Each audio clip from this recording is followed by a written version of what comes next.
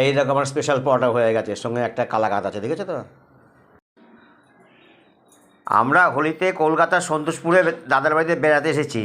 দেখো সকালবেলায় আজকে আমাদের বৌদি আটার লুচি খাওয়াবে, লুচি না পরোটা খাওয়াবে। তার জন্য আটাটা মেখে সুন্দর সুন্দর করে গোল্লা করে থালায় সাজিয়ে রেখেছে, দেখেছো। দেখো এবার বৌদি আমাদের পরোটা বেলছে। এইটাই অল্প তেলে ভাজা হবে, একদম বড় করবা, যত তা ইয়েটা আছে পিরিটা আছে ঠিক অত বড় করবা, তাহলে একদম পুরো পাতলা হবে, কারণ খাসতে হবে, নাহলে মোটা হয়ে যাবে, মোটা হলে ভালো ভাজা হবে না।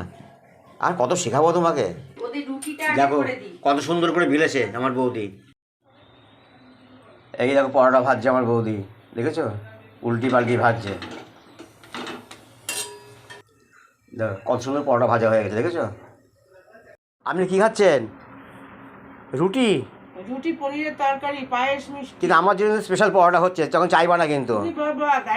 হ্যাঁ তখন চাইবা না, একটু দিও।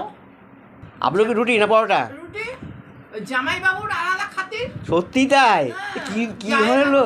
পরোটা খাওয়াচ্ছে আমাদের রুটি খাওয়ালো। সত্যি তাই? এটা অন্যায়।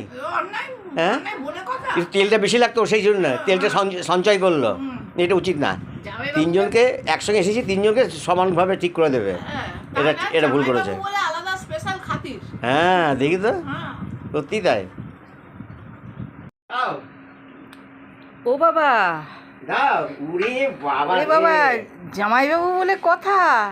আরে এই কি কত কিছু খাবার, পরোটা, আলুর তরকারি, পনির তরকারি, আবার পনির আলুর তরকারি, আলু চচ্চড়ি, আবার ইয়ে কালাকাঁদ।